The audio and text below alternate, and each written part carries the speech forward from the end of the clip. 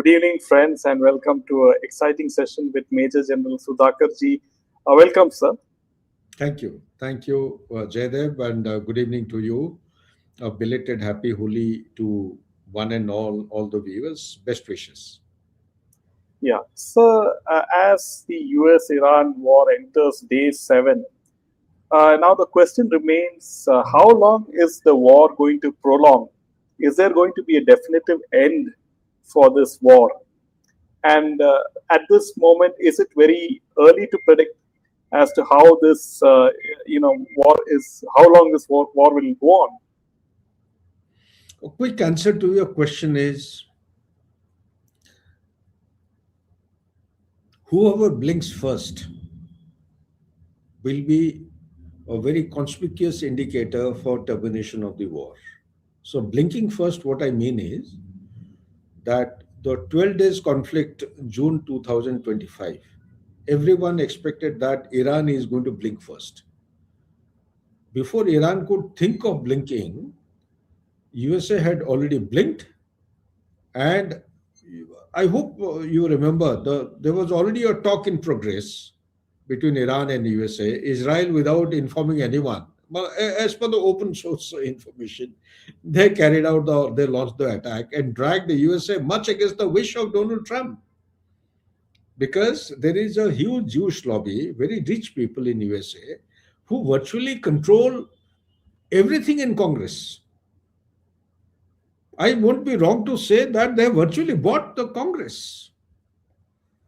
So Donald Trump, no matter how deep his conviction may be, how well he is convinced, and he may be absolutely headstrong not to open a new front of war as he committed during his election campaign, still he is being compelled to undertake something which he did not want.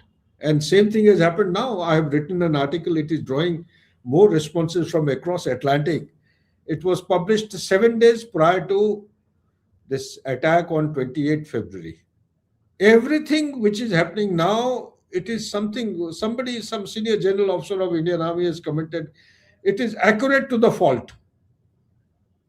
It has been so nicely predicted. That article came out in India Sentinel. The chief editor is Jayanta Bhattacharjee. And so that is how I had predicted. So when you talk about the duration, why am I saying blinking? This time, as per my assessment, USA will be left with no option but to blink first.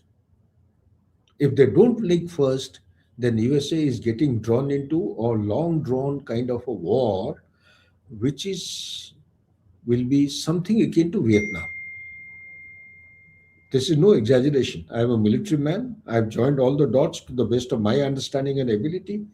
And why? Because this conflict has been triggered by USA and Israel without having understood the consequences of this conflict. They haven't understood the Iran as a country, a civilizational country. By no means am I trying to say I'm pro Iran or I'm siding with Iran or I'm pro terrorism. No. But before we set course, step into a realm of conflict or warfare, we need to understand who our adversary is, how is it structured, what is the mindset, how do they expect and anticipate their adversary, that means America and Israel, to act. Are we all guarded from all sides? Is our Iron Dome that we have been talking of, is it good enough? Do we have enough of interceptors? How much time does it take to make one interceptor? One interceptor takes between 1.5 to 3 years, depending on what kind of weapon system it has been designed to negate or neutralize. And the cost of a missile which is used to to to to neutralize a very cheap drone. A cheap drone produced by Iran is costing around $20,000. A missile which is actually deployed and which is fired to neutralize costs $4 million. Look at the difference. And you cannot bring down or neutralize a drone only with one missile. You have to fire minimum two to three. Only then the probability of hitting it and neutralizing would be high. So when you fire three such missiles or three such interceptors, let's say, It costs how much? 4 into 3, 12 million. 12 million to a 20,000 drone. And look at the capacity and the capability. The surge capability of Iran defense industry is so high that they can produce something to the tune of 400 drones per day. In a month, they're producing 12,000. You can multiply those numbers. They have a stockpile of 86,000. Kamikaze, I'm talking about loiter ammunition, kamikaze drones, which they sold to Russia, I think 6,000. Thereafter, small numbers, 1,000, 1,500. Russia has gone in for mass scale production by making use of the resources taken from where all? From China. That is the kind of capability. And also be mindful of the fact, to produce the interceptors or the missiles, you require very special variety of rare earth element.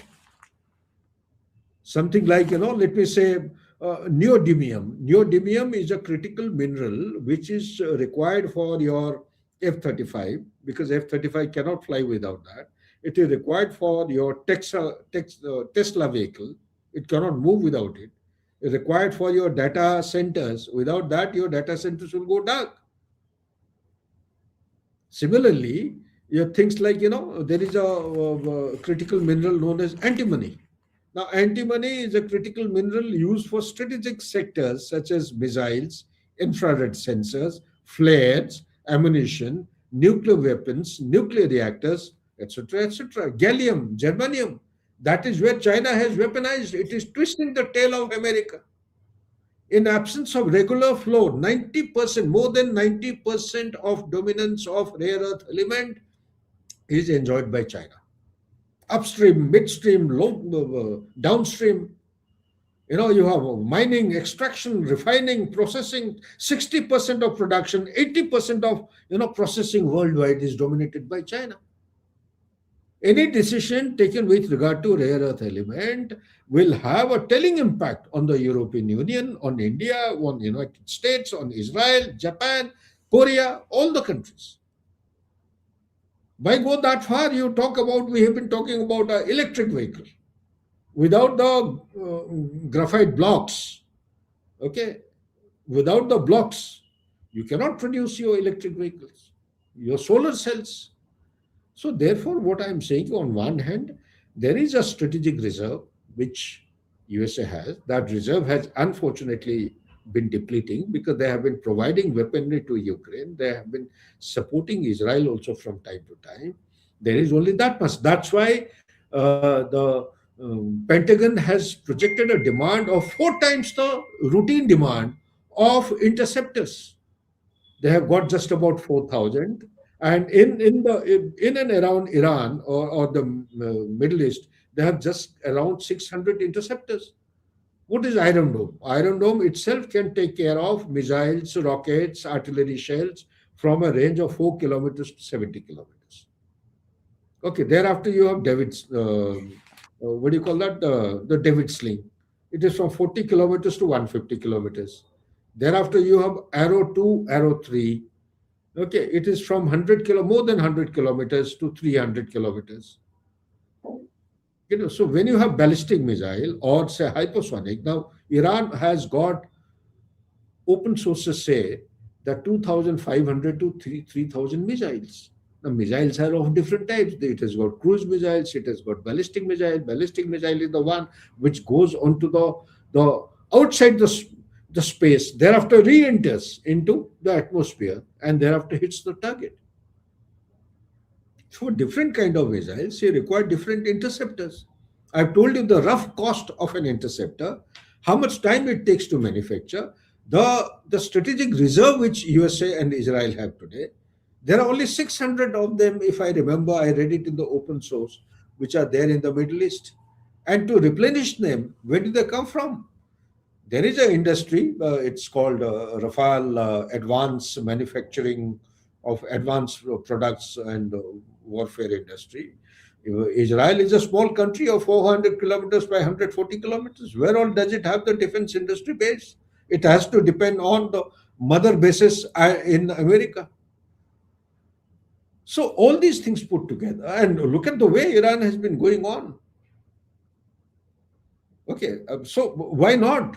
They have lost the supreme leader. They have lost 49 of their senior most leaders. They have lost how many? Today's latest figure, 180 girl students in a school, including teachers. Nobody is talking about there was a volleyball team also, women's volleyball team or basketball team. I think 15, 20 of them. They have also been knocked off. And look at the vessel which was going from India in the backwaters or in the around 200 nautical miles or so, approximately, or 300 nautical miles from India's coastline in the international water without any warning. They did not have weapon. I mean, there are some ethics, some morals and ethics.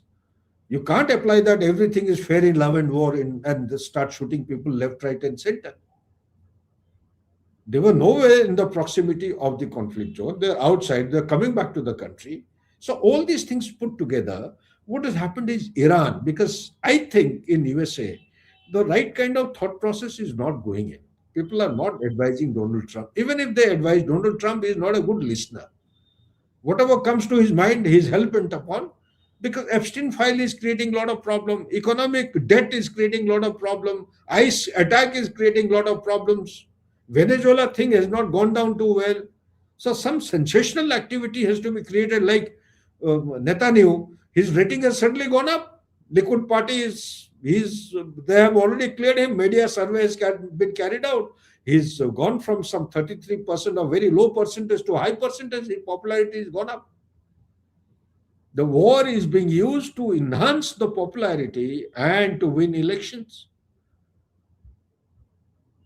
That is where I'm saying. And now the Kurds, they are trying to take the Kurds into the realm of things, utilize them for the proxy, arm them, train them.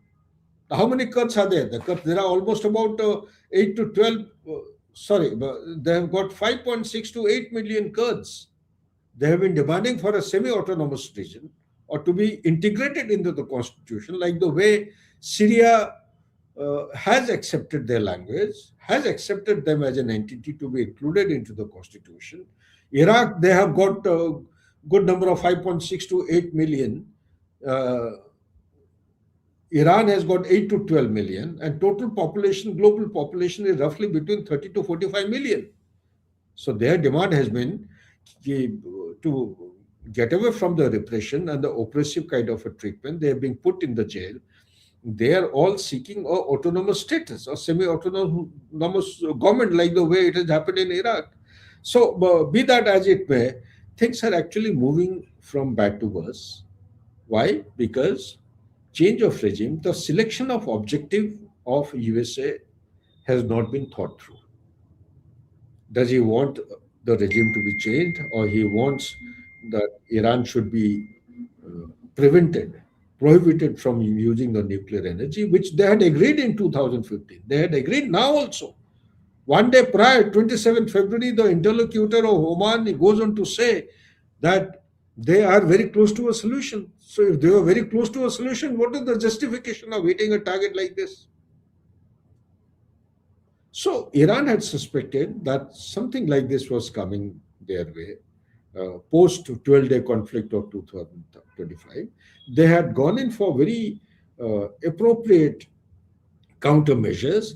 It is you see, when you talk about a radical society like Iran, it is a very centralized kind of a structure.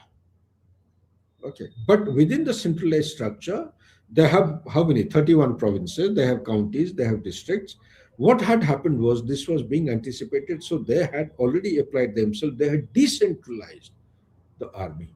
Iran's army is of around 600,000, 6 lakh, the military strength.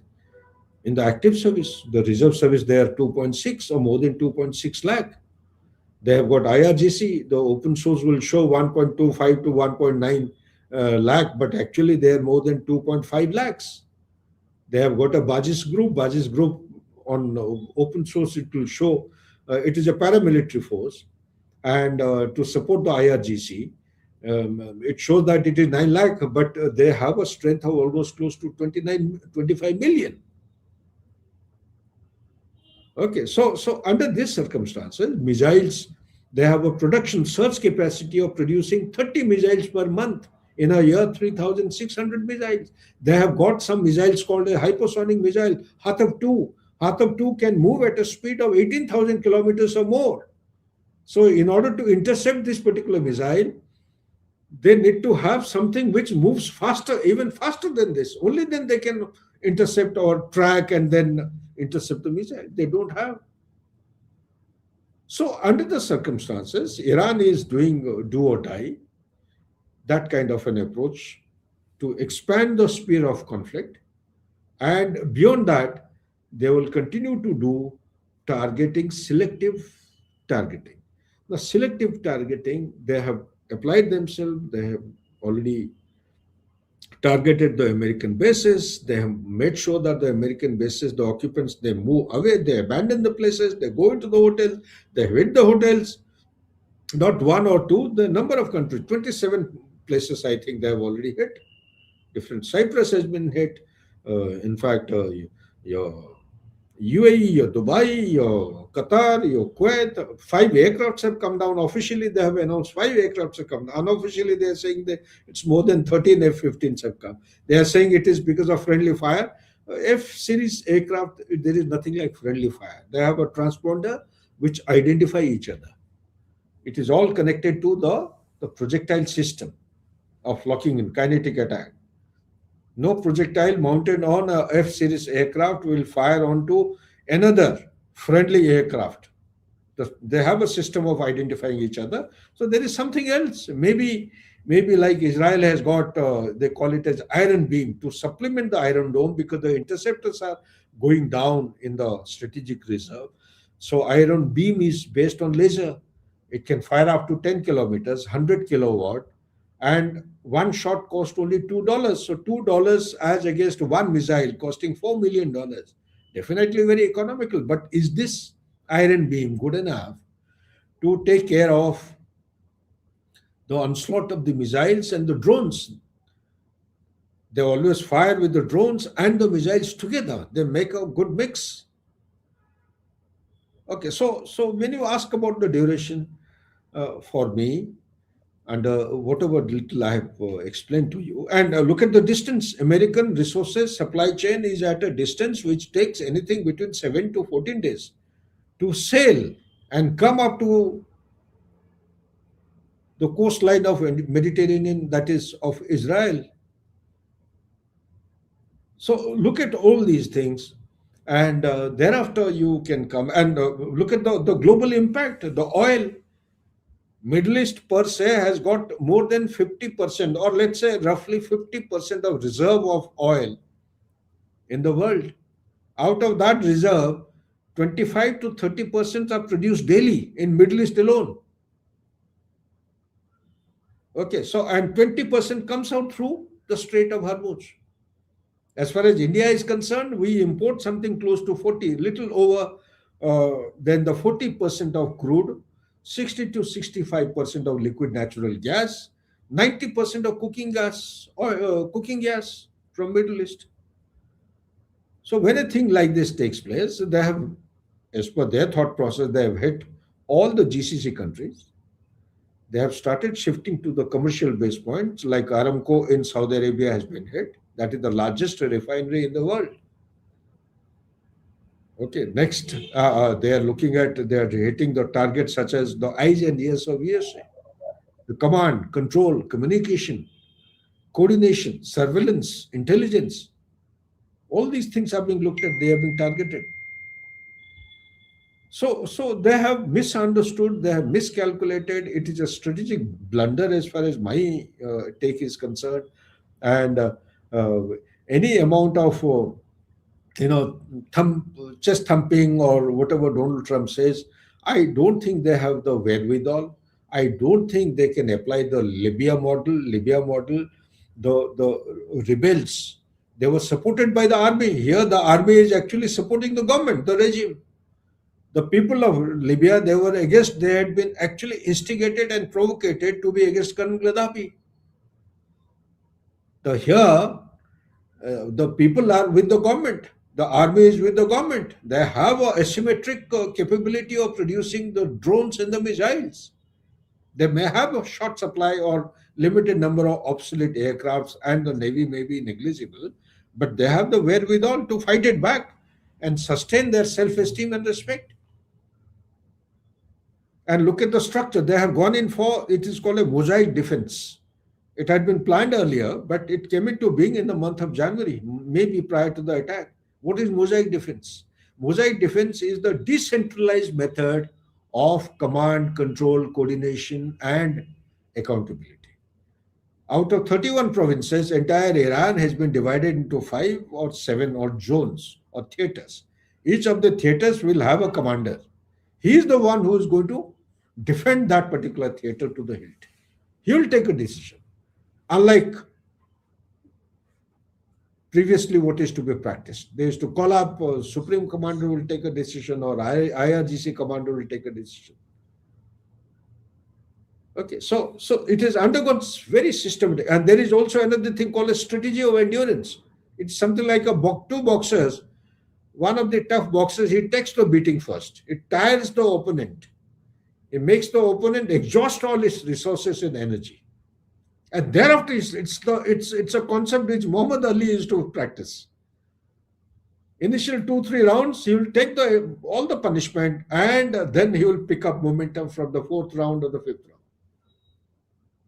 So, under these circumstances, I feel that Donald Trump will be compelled to blink first. He will be the one. He may take expressions used that Iran has approached him. Iran will never talk. The whole nation has been subjected to humiliation. Look at the punishment they have been meted out.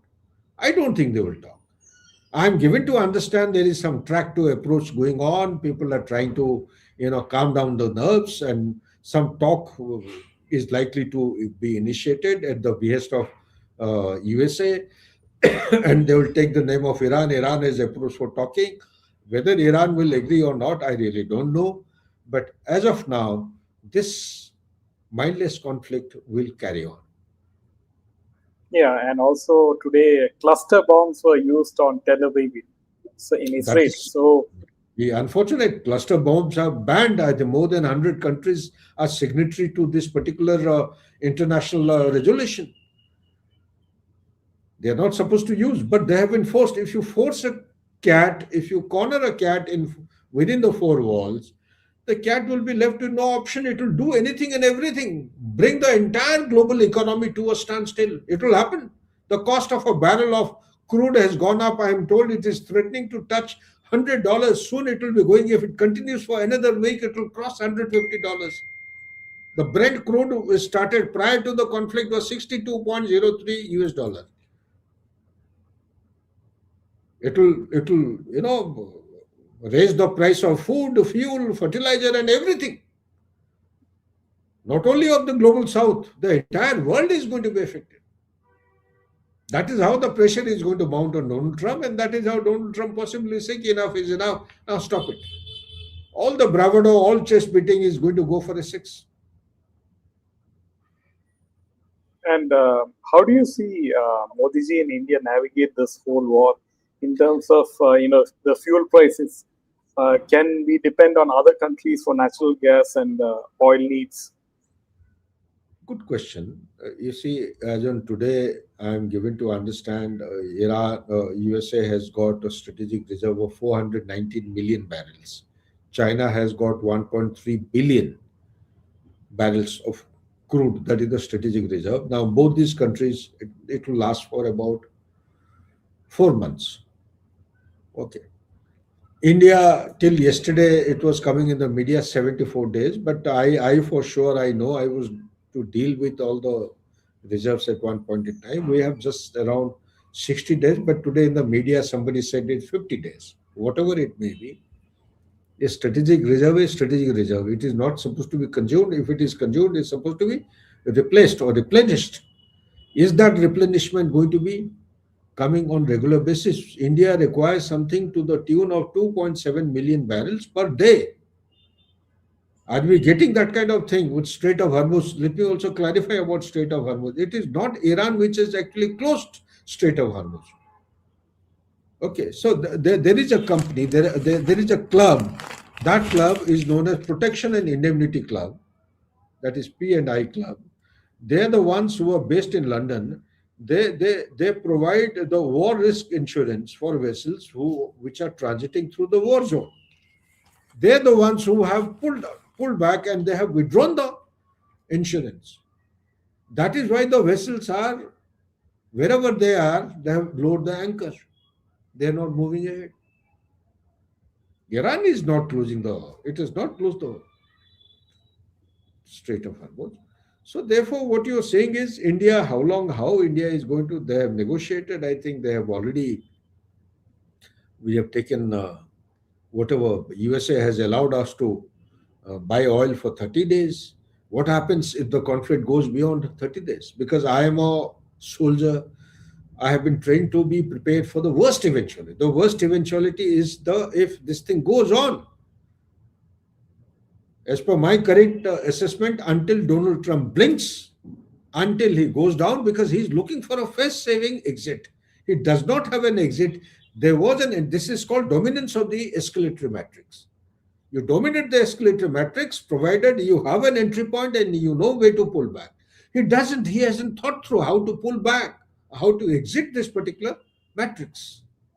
It is something like the blunder which Putin has done, something like what Netanyahu. Netanyahu is actually, he's a jolly good fellow. His coming elections are around the corner in October, and he knows if he goes out now, he'll be put behind the bars.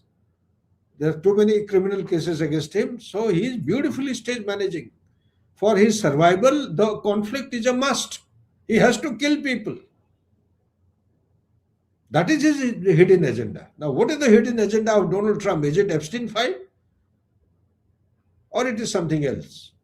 I think it has not been thought through. It is going to be counterproductive. It will actually hit America very hard.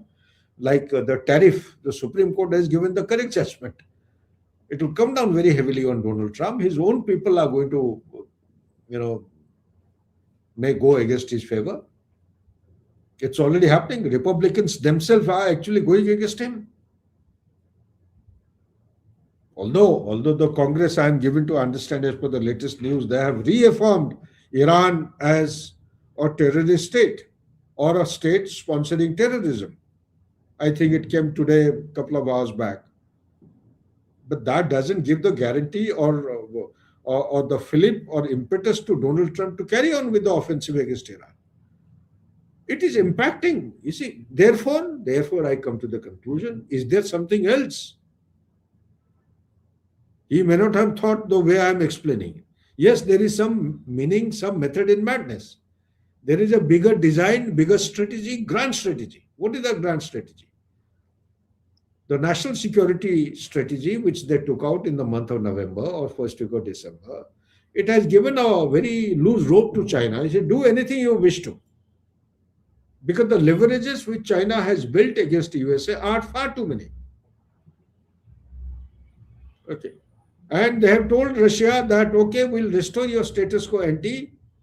As far as the G8 status is concerned, we'll reintegrate you back with the leading economies and the geopolitics of the ecosystem of the geopolitics of the world order, and with an aim to pull it back from the deep embrace of China. Perhaps I'm convinced that this possibly is the grand strategy, that take control of the oil. That is a serious vulnerability of China.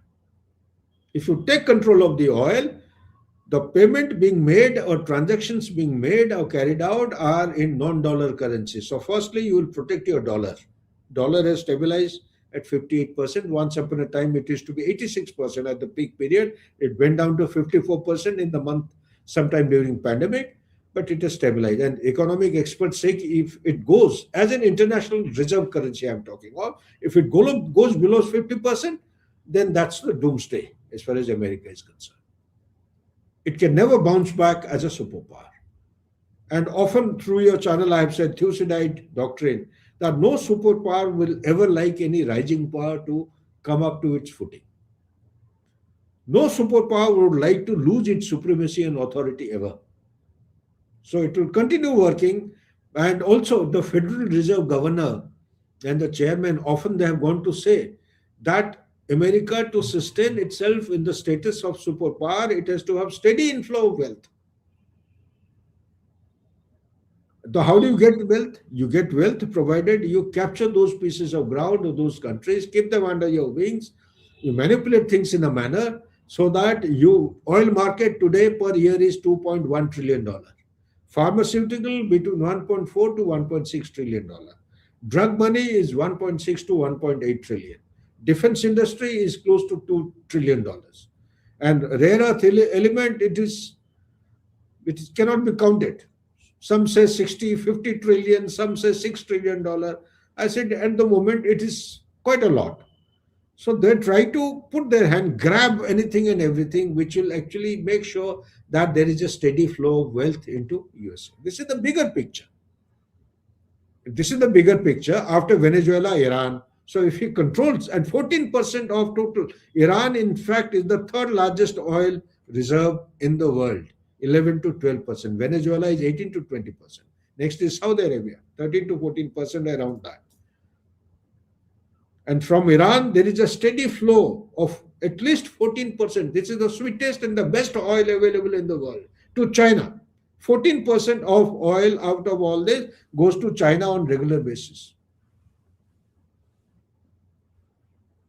Okay, so therefore, when you ask that question, how India is going to navigate, well, they're doing a good job. They have negotiated. Russia oil is opening up. Similarly, Nigeria could be giving us. Similarly, Australia and Canada, I'm given to understand some talk is on. So but we have diversified. In any case, we have not put all our eggs in one basket. But these are very trying and tough times. It's good to make those tinkers come out in the TV that India is the best of the lot, so and so, so on. So in such things, one has to keep fingers crossed. Put your head down, continue working because our ultimate aim is to make sure that we become a 30 trillion US dollar economy by 2047 or earlier than that. That should be our objective. The per capita income, which is close to 3,000 US dollar now, should go up to at least 14,000 to 20,000 US dollar by 2047. This should become our primary objective. It is only Yeah, then rest all things will fall in place. I like hope I at the will answer your yeah, question. yeah, and my last question is, is China helping Iran? Without They doubt. just they're keeping With, quiet. where is the doubt? Russia is giving pinpointed, accurate satellite data about the objectives and the targets. Okay. China is providing the military hardware. There is no doubt. China has made a commitment of $400 billion to Iran. 50, 65, I think 65 billion has already been committed on the ground. Roads, railways, pipelines, power stations, airfields, you know, BRI projects. So without doubt, China is trying to, you see, it came in the news also, SQ-9, it's an air defense weapon system. It did not function. So these kind of weapon platforms, new aircrafts are coming. I'm told JF-17, which is called a Thunder, likely to already there most probably. The missiles have been given to them, or different kinds of missiles and the components, and new aircraft, new systems. But the military hardware alone, given by a country well-wisher, is not enough. The manpower who has to operate it has to be trained. It's a very extended period of preparation, and only then it has to be a well-oiled kind of a combination of men behind the machine. Only then they will operate. But despite that, I think Iran is doing pretty well after loss of such leaders and innocent children in the school, plus the vessel in the Indian Ocean. I think they have actually given it back nice and properly, and they have been saying, "Ki, wait, you don't know what we have." Yeah, so there's a question: what is the connection between India and Israel? Ask India, Mr. Star. okay. India and Israel, as you all know, our diplomatic relationship started picking up momentum from early 90s. Till then, much against, let me also tell you, Israel is the only country which has helped India in 65 operation, in 71 liberation of Bangladesh, in 62 also, Indo-China war. People may not know about this. It has helped us during Kargil war. Kargil war, people, almost all countries, we required the artillery shells. If you need some fuses at the tip of the shells. You required GPS. GPS was denied by USA. So we had to get back to the compass and the map. There are so many things, logistic elements, clothing, high altitude clothing. Okay, so all the things, navigation system. Israel has always come back to us with support and help. It has given us ammunition, given us guns, given us military hardware, logistic support, a lot of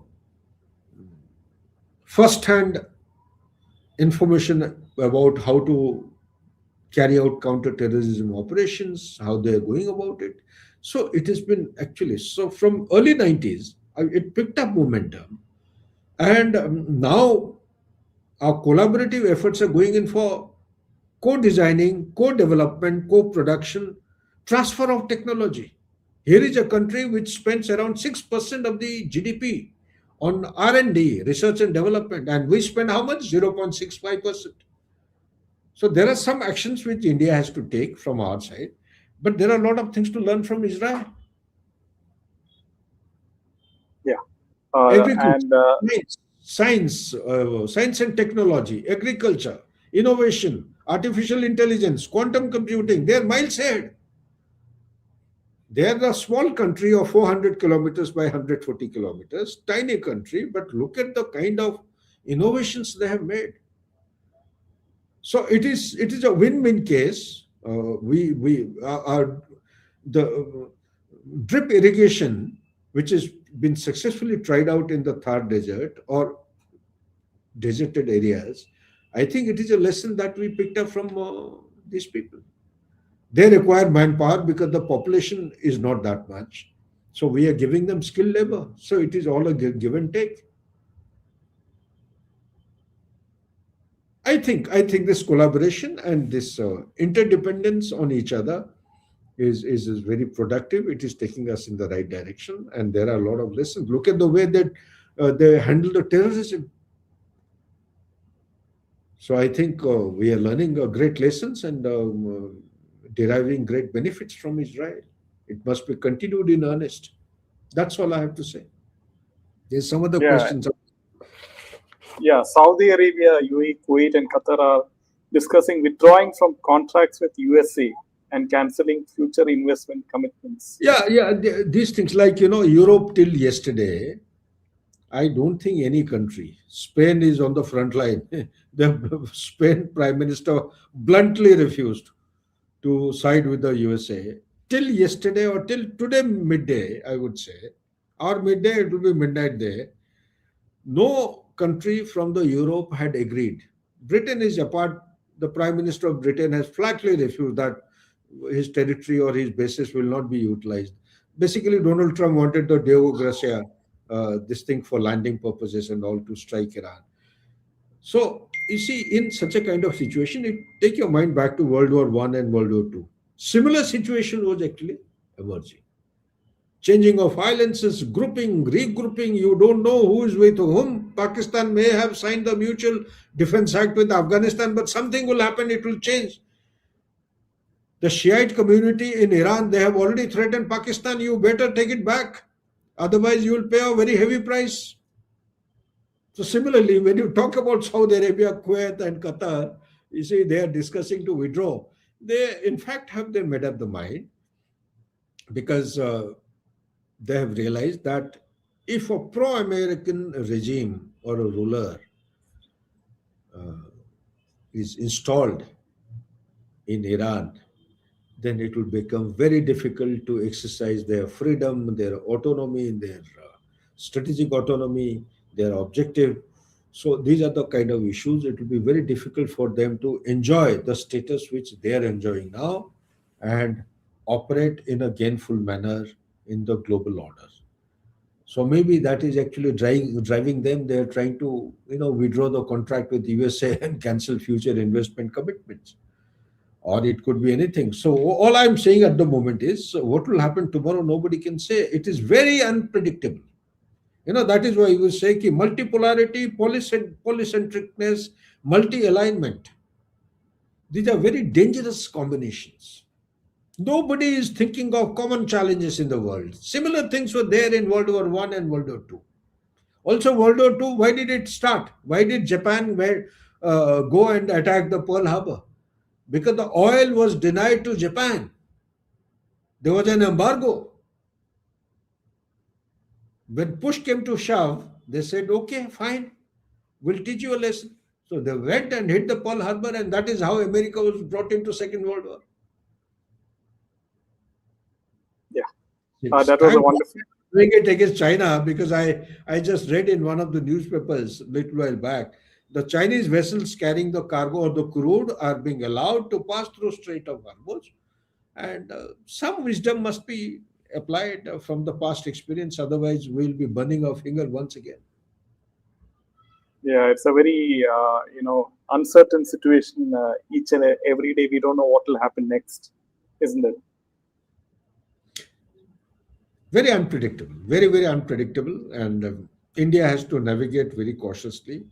There are a lot of hue and cry as to why India did not condole the death of so and so.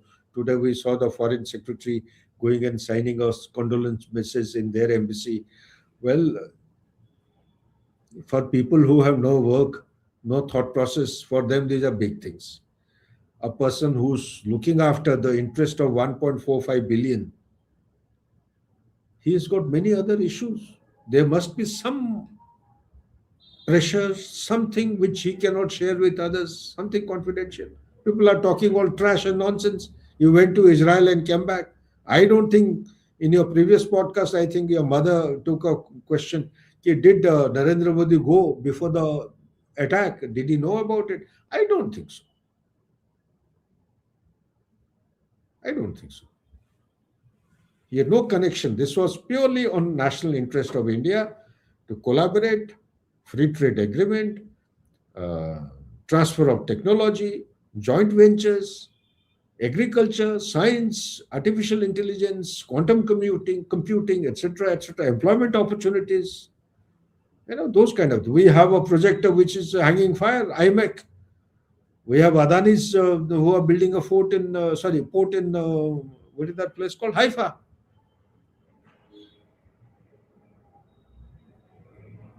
Yes, India fully capable of an intercontinental value. Yes, we have the capability. We have the capability. We don't talk too much, but we have the capability. We can handle it.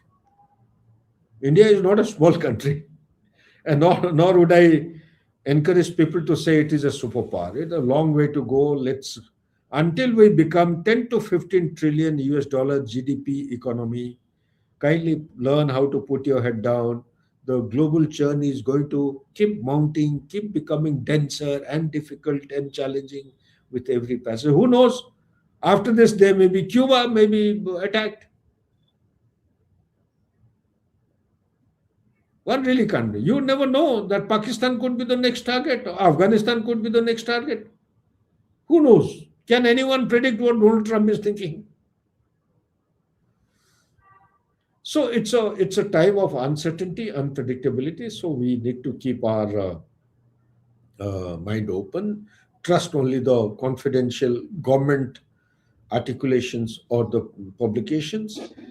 Don't go in for hearsay. Don't make any loose talk. In these times, always loose talks and casual talks will give rise to very very avoidable complications for the national security, and remain as a contributing member, a bona fide member who benefits, who contributes to the nation building. That is all I can say at the moment. That was a wonderful session, and thanks for coming, Sudhakar Ji. We'll see you again next week. Thank you so much. Have a great Thank you. time. Bye bye. See you.